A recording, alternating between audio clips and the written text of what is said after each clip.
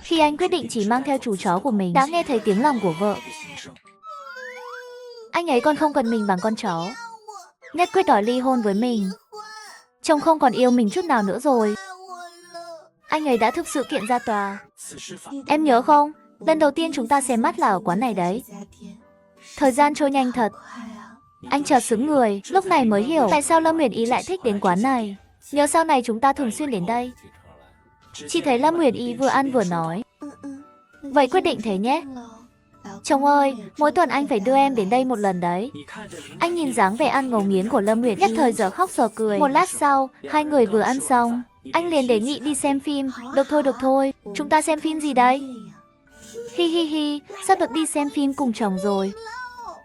Đây có được coi là hẹn hò không nhỉ? Vui quá đi.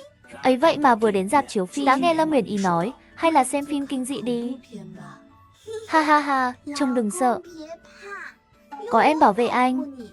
Cứ chui vào lòng em này. Thấy vậy, anh vội ho khan ngắt lời. Hay là xem phim tình cảm đi. Vừa dứt lời, ta thấy Lâm Uyển Ý cầm hai vé vừa mua, kéo anh ngồi thẳng xuống hàng ghế sau. Thế nhưng phim vừa bắt đầu không lâu, anh đã cảm thấy có gì đó không ổn. Lâm Uyển Ý, em đang làm gì vậy? Chỉ nghe bên cạnh truyền đến một tiếng, đương nhiên là làm chuyện mà các cặp đôi hay làm rồi. Tối đen như mực thế này. Hôn chồng một cái chắc không ai thấy đâu nhỉ? Hay là hai cái? Thôi được rồi, hôn ba cái thôi. Không được tham lam hơn nữa. Nói xong còn chưa đợi anh phản ứng, Lâm Uyển Ý đã lén hôn anh một cái. Lúc này, khuôn mặt nhỏ của anh lập tức đỏ bừng, đầu óc nhìn màn hình trống rỗng. Không biết thế nào lại buột miệng một câu, phim bắt đầu rồi. Nghe vậy, Lâm Uyển Ý lập tức bĩu môi. Thế thôi á? Đòi đổi chồng, giết chồng.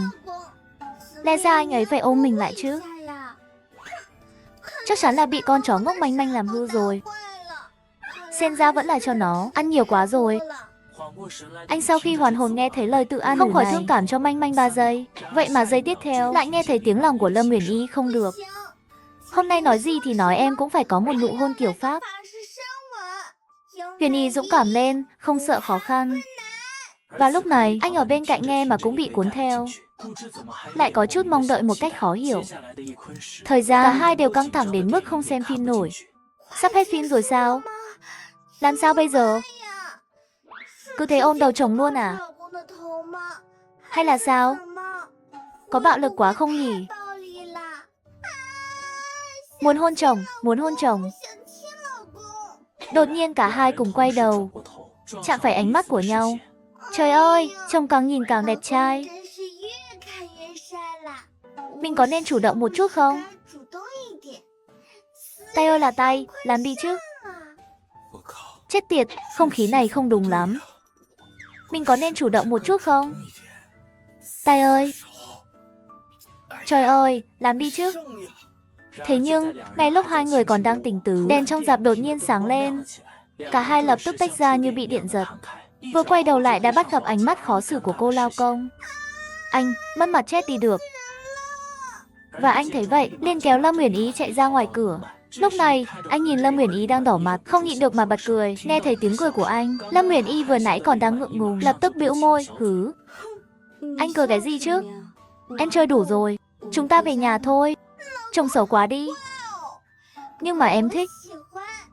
Về nhà nhanh thôi.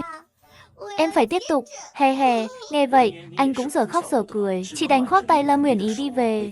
Vừa về đến nhà, Lâm Uyển Ý đã không nhịn được mà ôm chầm lấy anh. Thế nhưng, giây tiếp theo, hai người đã bị một tiếng chó sủa cắt ngang. Lúc này, anh ngẩng đầu lên liền bắt gặp ánh mắt trong veo của Manh Manh. Anh đang định dỗ nó đi chỗ khác, thì thấy Lâm Uyển Ý đã đá nó ra ngoài. Rồi quay người lại cười tươi nhìn anh, chồng ơi.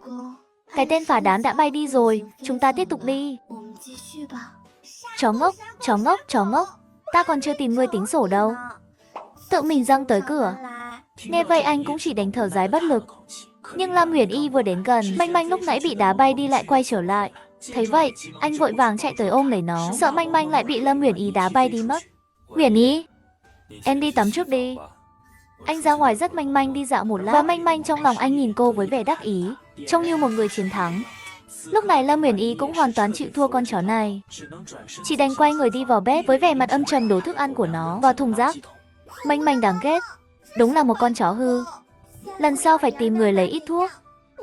Em sống mãi với nó. Một lát sau, đợi Lâm Nguyệt Y tắm xong đi ra, cũng vừa lúc anh dắt cháu về. Vậy mà anh còn chưa đặt manh manh trong lòng xuống, Lâm Nguyệt Y đã chủ động hôn anh một cái, rồi nói một tiếng chúc ngủ ngon, liền đỏ mặt chạy về phòng. Lần nào cũng là em chủ động. Hừ hừ, lần sau em phải cho chồng biết. Chó ngốc, mày được lắm.